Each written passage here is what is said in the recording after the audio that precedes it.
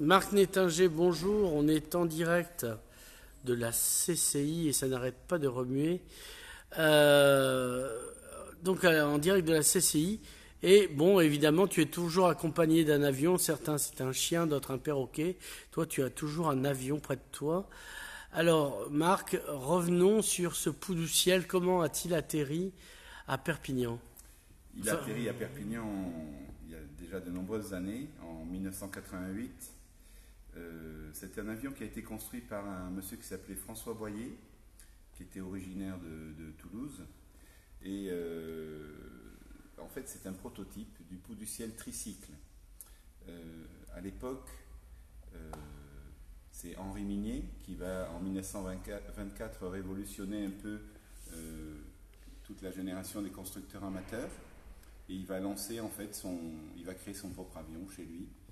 Et de là, il va l'appeler le Pou du ciel, qui va être construit, qui est encore construit aujourd'hui par des amateurs d'aviation.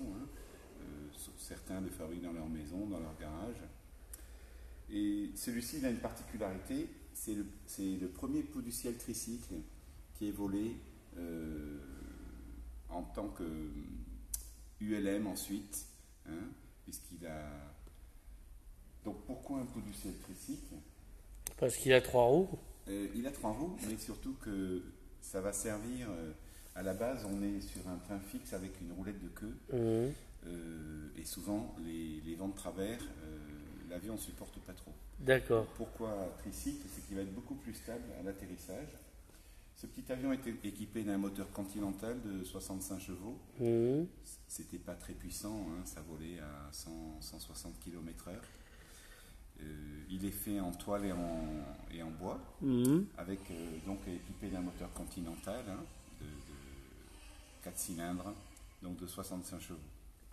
Voilà. Alors, tu l'as démonté du musée, tu l'as remonté ici. Voilà, alors ce qui est sympathique, c'est qu'il était remisé au fond de la cave depuis quelques années. Et c'est avec Philippe Ladger de Perpignan Art Déco, puisque depuis 3 ans maintenant, je participe chaque année à son festival. On se souvient du Morane-Saunier qui était en face du Palais des Congrès. La première année, le Morane-Saunier 733 devant le Palais des Congrès. L'an dernier, on a mis un planeur dans l'ancien mess des officiers. Et donc cette année, je me suis dit, tiens, on est indirectement dans la période des années 20, puisque la base du Pou du ciel, ce sont les années 20. Alors celui-ci, son premier vol s'est effectué c'était le 12 avril 71. Ils ont arrêté en juillet 81. Donc pendant 10 ans, il a à peu près volé 300 heures.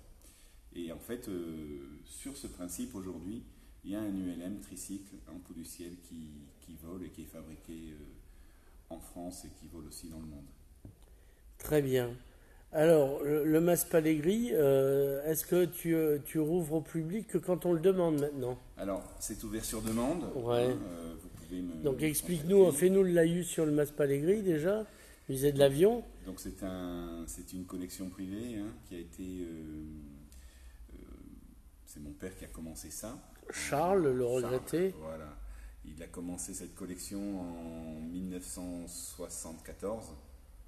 Après un voyage en Italie, il va récupérer un avion d'armes chez un casseur qu'on ramènera en pièces détachées par le train 2 ans plus tard. Et ça va être en même temps qu'on avait, puisque nous produisions du vin, on va ouvrir le hangar au public. Et peu à peu, mon père va retrouver quasiment tous les types d'appareils sur lesquels il avait volé. En passant par le Morane-Saunier 733, le Fouga Magister, le Vampire et le RF-84F qui est un gros avion à réaction de l'après-guerre en fait. Donc après, mon père a fabriqué aussi près de 500 petits modèles en carton et balsa à l'échelle 1/200e qui sont exposés aussi et divers objets puisque il a disparu très subitement il y a bientôt près de 23 ans. Et j'ai poursuivi ce qu'il avait lancé parce que je trouve ça passionnant.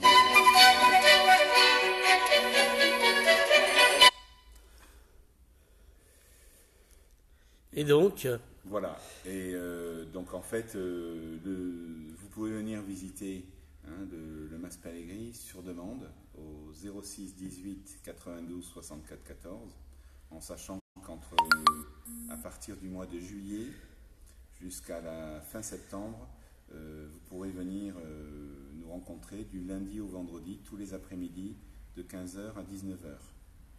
On fait une pause et on se retrouve pour l'expo Latécoère.